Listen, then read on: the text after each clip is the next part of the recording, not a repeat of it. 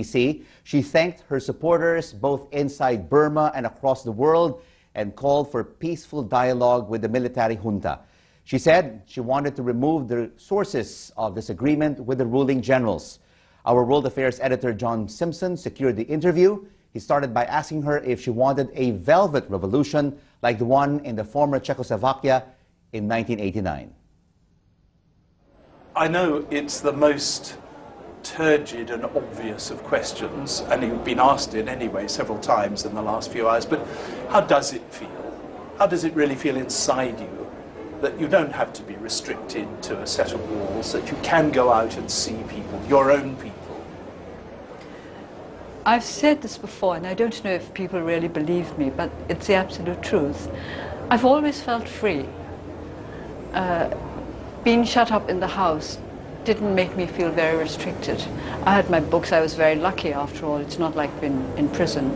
You're in your own house. You can read. You can listen to the BBC, and you can listen to music, and you have things to do in the house. It keeps you occupied.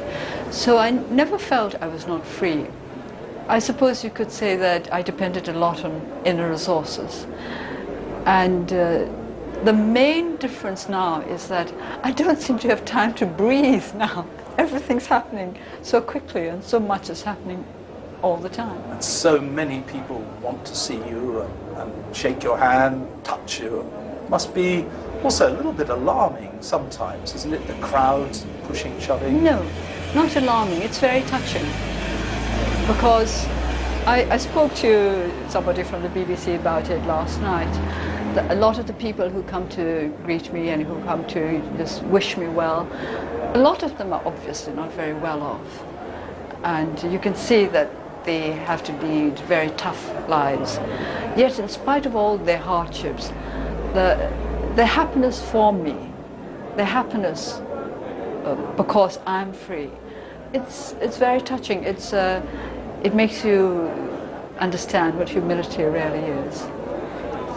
So now it's finished and you can look back on it, the whole experience, the 7 years and then all the years before then. It's taken a terrible toll of your personal life, hasn't it? A terrible toll in many, many, many respects. Your sons not being able to be with your husband. Hard time. I don't feel that I've so many others who have. I don't think I've suffered greatly, of course, but that is, I wouldn't call that a suffering. I think that is just something that happens if you're fond of people and you're not allowed to be with them. But it must have been a very difficult decision not to leave the country, to go with your husband, to go and see your husband when he was dying. Yes, that is a difficult decision, but he knew that that was the decision I would make, and he was fully supportive up to the last moment. And you've spoken to your younger son, Kim, haven't you? I've spoken to both of them. Oh, yes. By phone, presumably? Yes. One of the things I wanted to ask you, I mean, mobile phones have really taken off everywhere while you've been in prison. What did you think when you saw this little thing to speak on? I was a little surprised. I mean, it started at my gate, all these mobile phones, people holding them up to take photographs and so on. I was surprised that there were so many of them.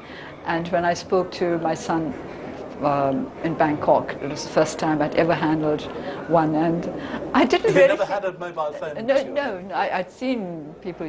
When I say people, I mean my security officers using mobile phones, but I'd never handled one before. Of course, I've seen them in photographs in the news magazines, but it felt very inadequate to me. It was so small, and there was no mouthpiece. And I didn't know whether to keep it near my mouth or near my ears, or you just keep shifting it around. And everybody kept assuring me, go on, it's all right, you can say what you want and he'll hear you perfectly well. But you knew that you could take a photograph with one? Well, I know that. So when everybody was holding them yes, up, I knew what they were doing, for, but I was a little surprised because so many of them were doing it. I mean, there's been an explosion, of course, of phone ownership in Burma. Everywhere, I believe. Yes. Can I ask you a fairly crude question, a sort of basic question? which might get you into trouble if I ask, but do you want to see the military government fall? I don't want them to fall. I don't want to see the military falling.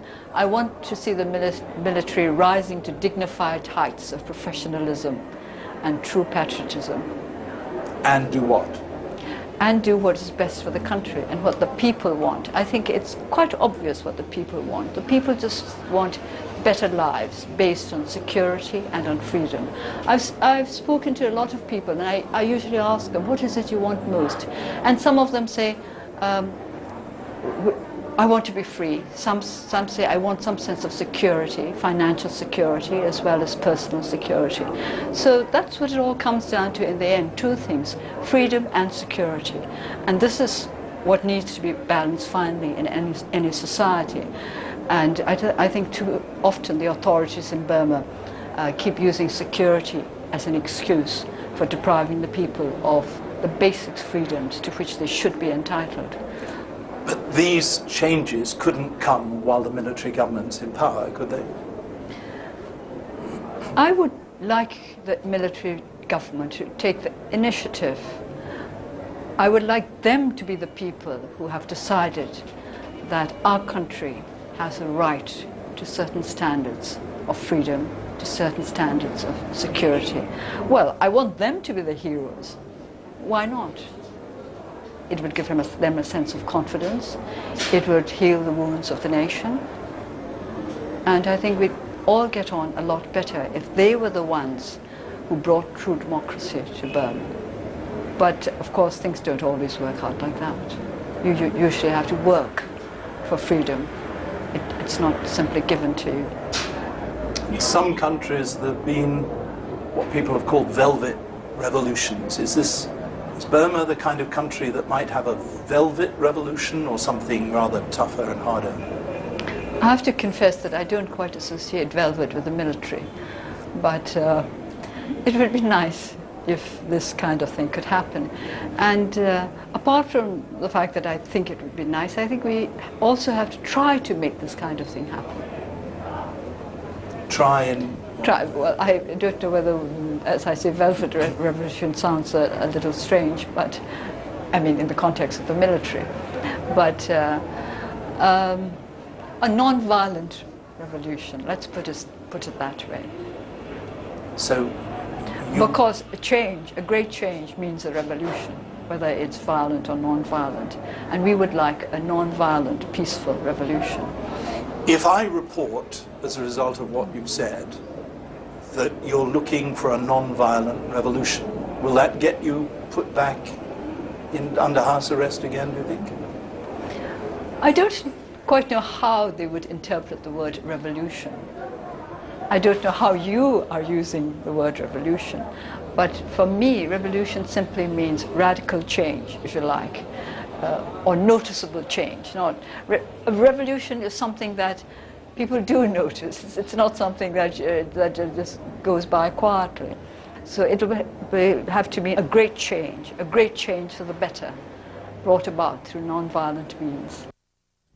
The first television interview with Burmese pro-democracy leader Aung San Suu Kyi was by the BBC's World Affairs editor John Simpson, and will have continuing and extensive coverage of the situation in Burma throughout BBC World News.